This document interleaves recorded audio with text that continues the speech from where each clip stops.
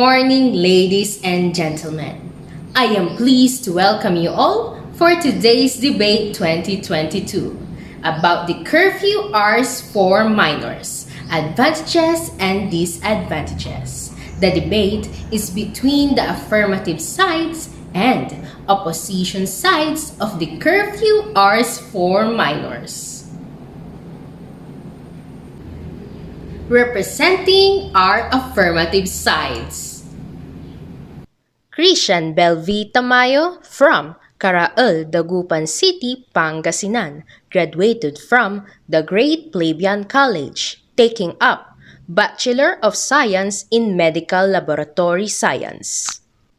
Shulamite T. Dakutan from Samput Padiki Tarlac, graduated from Balawang National High School, taking up Bachelor of Science in Medical Laboratory Science.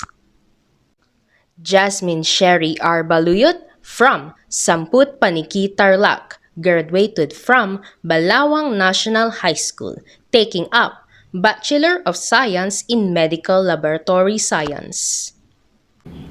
Representing our opposition sides. John Joel Kines from Nilombot, Santa Barbara, Pangasinan, graduated from Daniel Maramba National High School, taking up Bachelor of Science in Medical Laboratory Science. Justine Marie S. Punzalan from A.B. Fernandez West, Dagupan City, Pangasinan, graduated from University of Luzon, taking up Bachelor of Science in Medical Laboratory Science. Charmaine C. Solomon from Maluwod District, Dagupan City, Pangasinan, graduated from University of Luzon, taking up Bachelor of Science in Medical Laboratory Science. The researchers.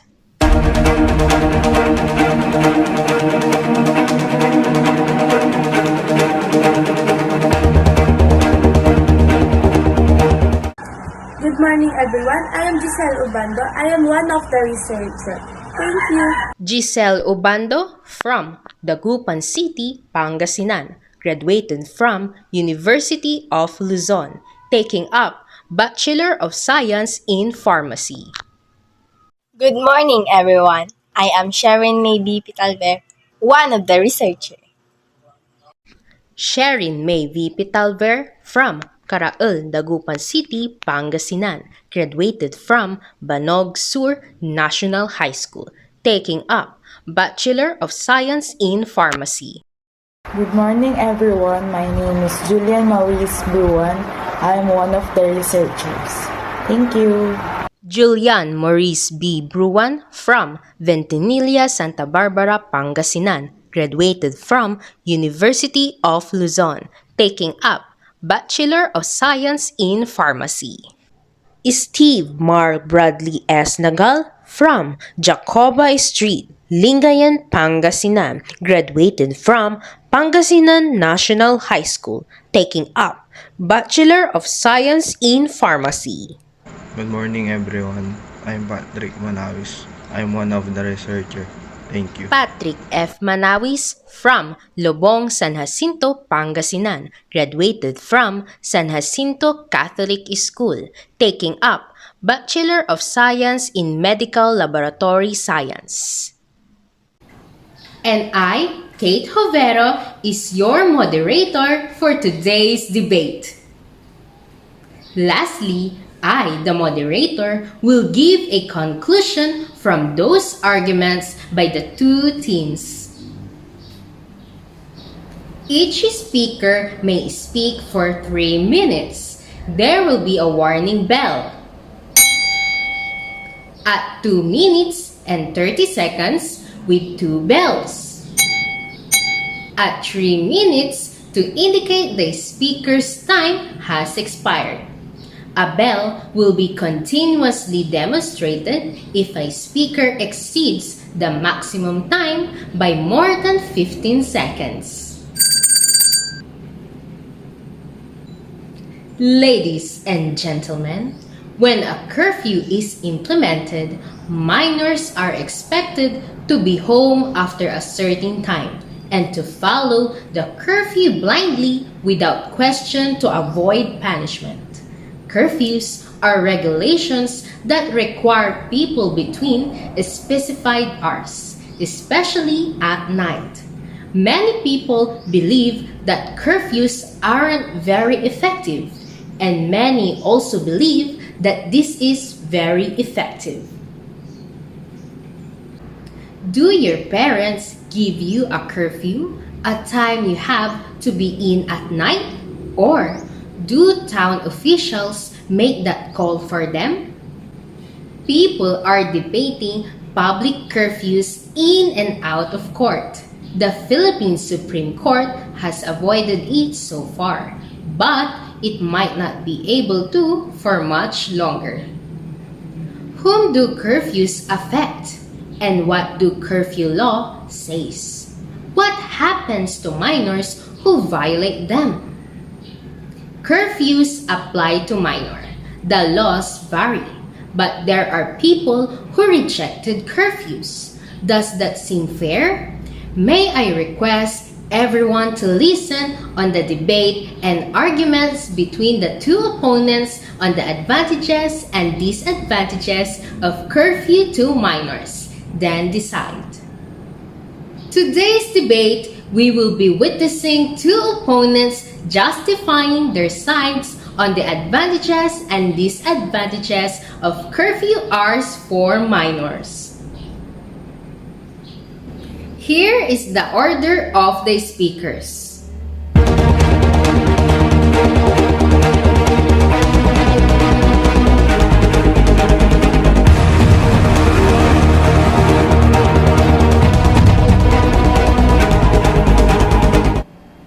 Without further delay, ladies and gentlemen, the debate will now officially start. Now, let the first speaker from the affirmative side to start the motion. The time is yours. Thank you.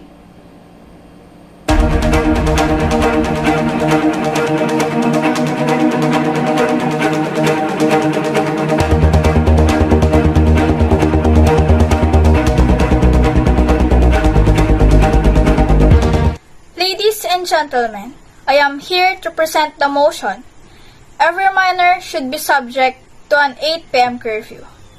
By curfew here, we mean a law stating that all those under 18 must be indoors at 8 p.m. By this, we intend a law passed in the Philippines. The police and the barangay officials would enforce it. We all know that some young people have very serious problems nowadays. They buy illegal drugs and have sexual activities and become pregnant when they are too young. They begin drinking even as young as 13. Many parents find it impossible to control the behavior of their children late at night. Some teenagers stay out all night and their parents can do nothing about it. They do not do their schoolworks. If the next generation is poorly educated, not only they themselves, but their families and all of us will suffer. We propose to solve this problem with a curfew. If young people know that the police or barangay officials will arrest if they stay out late, they will go home willingly to their parents. Most drug deals and sexual activities takes place at night. So these problems would be much reduced. They will have less opportunity to drink because they are either at school or with their parents in the earlier part of the day. We have suggested 8 p.m. as an appropriate time. This will leave time for them to study. Thank you.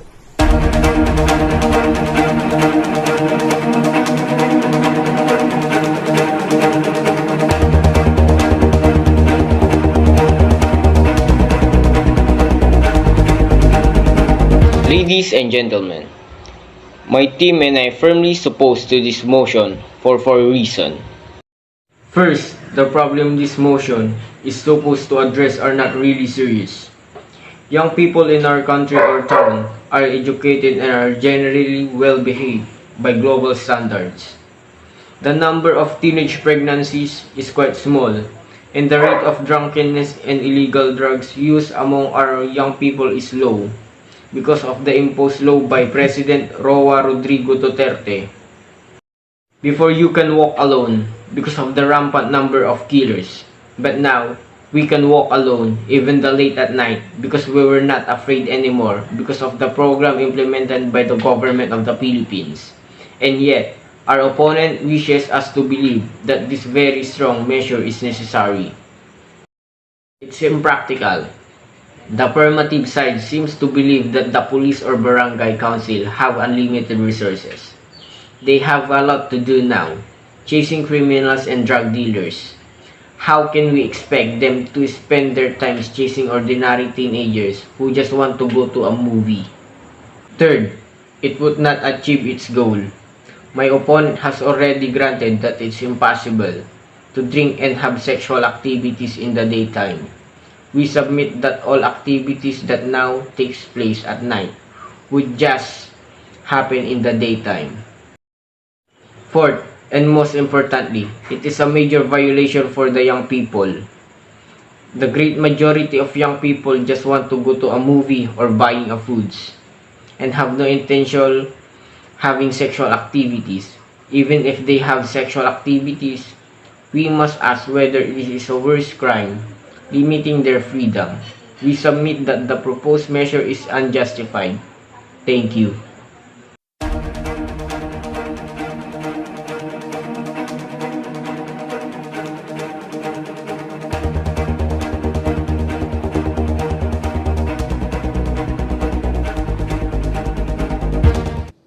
Ladies and gentlemen, my opponent has just argued that drug use and teenage pregnancy are not serious problems. How is it possible to hold this position? Imagine a family living in a regular flat in a certain subdivision. There's a girl, 15, in the family. She meets bad companions at school who encourage her to stop studying and instead waste her time chatting with them. We know this scenario is very common nowadays because of the pandemic which started 2 years ago. She stay out later and later. One night, coming out of a nightclub, they meet an acquaintance who sell them marijuana and shabu. Now the problem with marijuana and shabu, ladies and gentlemen, is that it may feel good at first, but the user becomes very addicted. As a result, the girl becomes addicted. And also, when she doesn't get her drug, she started to shake and vomit. Her personality changes and she becomes unreasonably angry and anxious. Naturally, in these circumstances, she will do what she must do to support her habit. She will first steal from her family and then she might well become a prostitute. All this could have been prevented if she had to stay at home at night. My opponent has said that the rate of drug addiction is low in the Philippines. How can we even think about the rate when there's someone in our society who suffers in this family problem? I submit my opponent is using statistics to keep the discussion cool, where this discussion should be hot. We should be angry that such things happen at all and do what we must do to take care of it.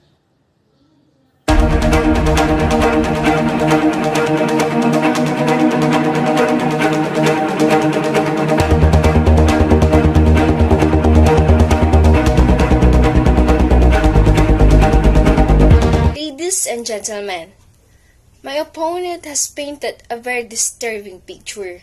Indeed, the family of the girl in the story has suffered. The problem is it's just a story.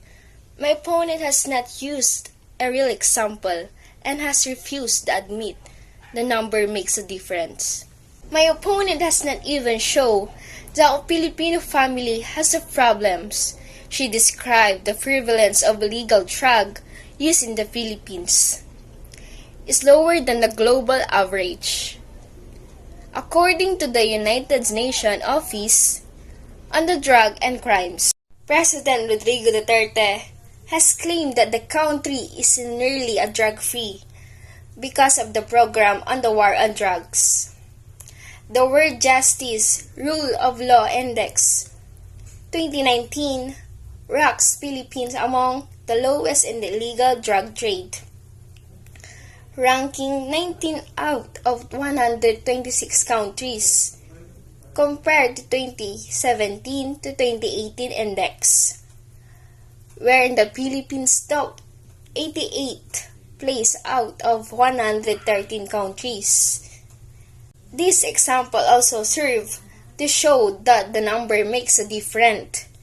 They make a difference because the balance of things is important.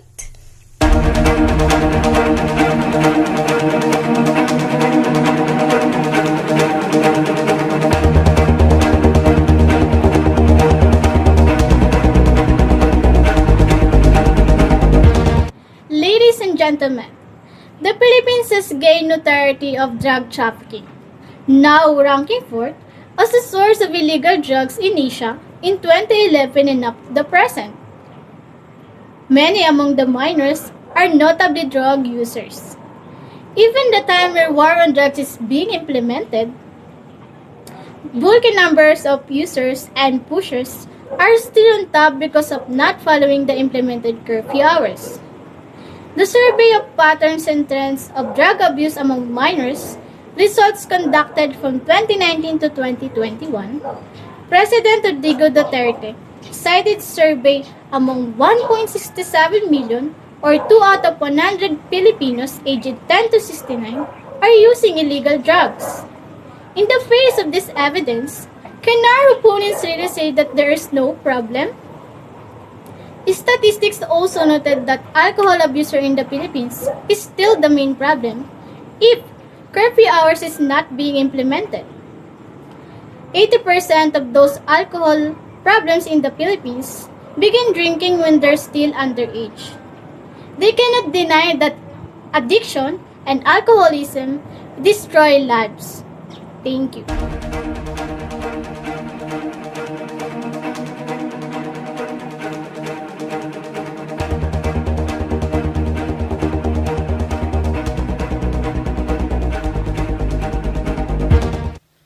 So, our opponents have changed their position. They now believe that statistics are very important. Yet, it is equally important to take care how they use. If the problem is declining, why should we take measures that will curtail our young people's freedom? The website WD lists alcohol abuse rates with warning. What they have done is taking the rate of alcohol abuse. It is very obvious that this is not valid. Do most alcohol abusers start drinking when they are underage? Certainly, no one would expect anything else. But our earlier point still stands unchallenged. Is it not true drinking would just happen in the daytime? Our opponents keep insisting on the problem of drug and alcohol abuse, but they fail to show that the problem is so serious as to merit this very strong solution. How can we justify denying well-behaved young people the right to go to parties in evening just so that a social problem concentrated in a few areas of the city very questionably be dealt with? It seems that the debate become hotter as the affirmative and opposition teams gives their different views and opinions regarding curfew among minors on its advantages and disadvantages sides.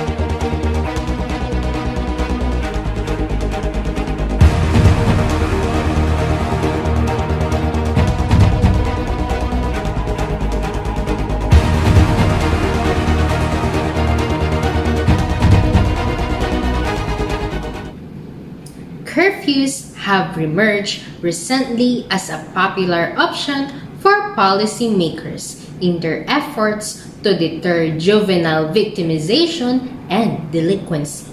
Imposed on and off since the turn of the country, curfews tend to receive increased attention when there is a perceived need for more stringent efforts of social control. The most important argument for setting a curfew for minors is to keep them away safe from dangers. If minors have a curfew, they may not get in contact with illegal drugs, which they become addicted to it. Moreover, a curfew can prevent minors from joining a gang and committing crimes.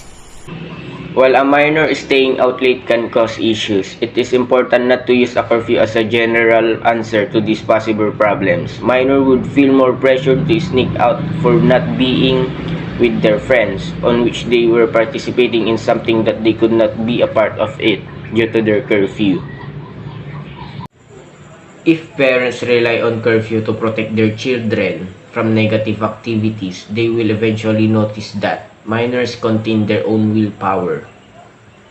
Parents should set a curfew and not let the minors be totally free and wander outside all night. This is a parent's duty. There's still an advantage for the parents who set a curfew in that they can control the activities that their children can do at night. I consider curfew among minors is an unpleasant idea because it lies the category of minor civilian. So when parents tell them they must abide by strict curfew, some of them tend to become angry, outraged, and annoy teenagers. I think the most important reason why minors must have a curfew hour is to boost their safety and without bad record. Surely, curfews prevent minors from being totally free, and there's nothing more valuable than the minor's safety. Enforcing a curfew, it is ineffective and useless as curfews restrict everyone. Many teens have part-time jobs or graveyard shifts where they are forced to get off late at night. Curfews would criminalize teenagers working to provide for themselves or their families. What if they have part-time jobs? Many jobs require staying until late at night to earn money for their living.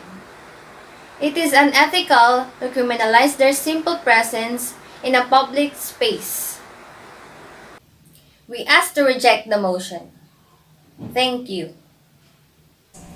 First and foremost, I would like to express my appreciation to the two teams for their valuable participation to our debate today. My deepest gratitude goes to all who made this debate possible. From this debate, we can conclude that from the affirmative side, curfew hours are an important tool in helping to manage a minor and keep them away from risky situations. The reality is that as the night goes on, most parents have gone home and even gone to bed. And also, there are less adults out. The adults and minors that are out are more likely to be using alcohol and illegal drugs, or even teenage pregnancy among young women.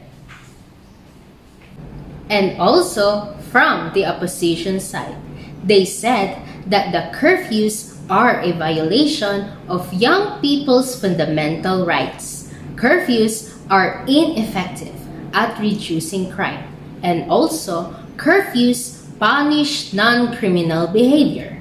Curfews don't forget populations that commit the most crime and waste police resources, and curfews applied in a discriminatory fashion. Ladies and gentlemen, it is in your hands to have a good decision. And also, it is all yours to decide which ideas on curfews to minors you chose to be the winner. It is where you benefit most. In the end, both teams showed intelligent responses about the curfew hours for minors, on its advantages and disadvantages. Both are excellent on their area of responsibilities.